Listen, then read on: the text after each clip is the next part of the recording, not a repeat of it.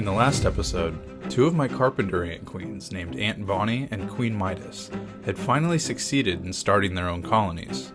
This is a milestone that an estimated 95% of new queens never reach. Let's start with Queen Midas and her firstborn daughter.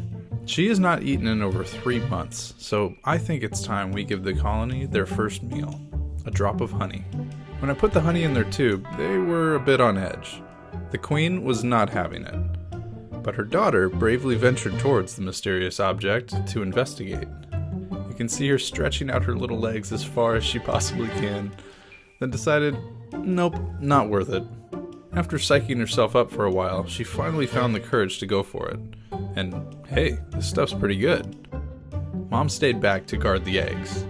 It was amazing to watch her gaster inflate with honey. You can see the difference before and after.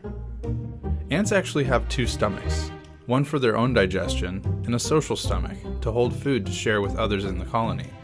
You're about to see what that process looks like. Once she had her fill, it was time to feed the queen. This is called trophallaxis, and it's a lot better with sound effects.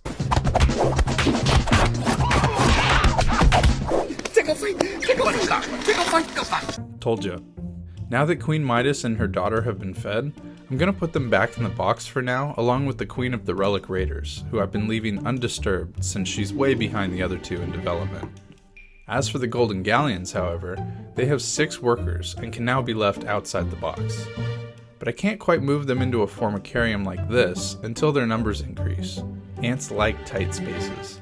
So for now, I'm gonna connect this small Outworld box to their test tube to make feeding time a lot easier. And there we go.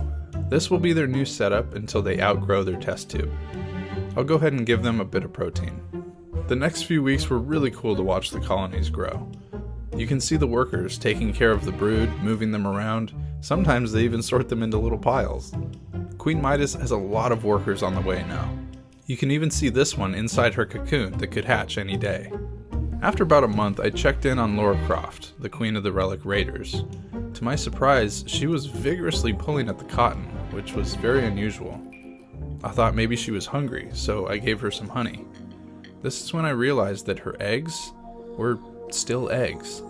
They hadn't even developed into larvae. Now this made sense. I concluded that she is infertile and decided to release her outside. The next day, however, I found that she was still there, guarding her brood. I wasn't sure what to do, so I let her stay in the tube. I've tried several times to release her, but sadly her instincts tell her to keep caring for her babies that will never hatch. I've decided the best thing to do is to bury the test tube and let nature run its course. This again highlights just how few colonies make it to maturity in the wild. Only 2 of my original 5 queens were able to start a colony, and I love these 2 colonies. Thanks to some fellow ant keepers in the comments, I've been able to identify both species. The minions of Midas are Camponotus CaO2. Camponotus is the genus for carpenter ants, and CaO2 is a temporary label because the species has not yet been officially named or described scientifically. They also happen to be the largest species in the United States. The Golden Galleons belong to Camponotus vicinus, a western carpenter ant species that form large colonies with large majors. Originally, I incorrectly thought that she was a golden carpenter ant, hence the name Golden Galleons, but as you can see, they are not gold. So I'm wondering if I should rename the colony but keep the pirate theme. Open to ideas in the comments. The fact that they're different species allows me to observe variations in behavior. For example, the Golden Galleons love to eat fruit flies, and the minions of Midas will literally move fruit flies from their food dish to their garbage pile. The minions are usually spread out in their tube, whereas the Galleons tend to huddle up. Discovering these behavior patterns is so much fun for me, which is why, before ant season is over, I'd like to introduce a new member to our ant family. There's a very special species that I've had my eye on for a while now, but we'll save that for next time. Thanks for watching.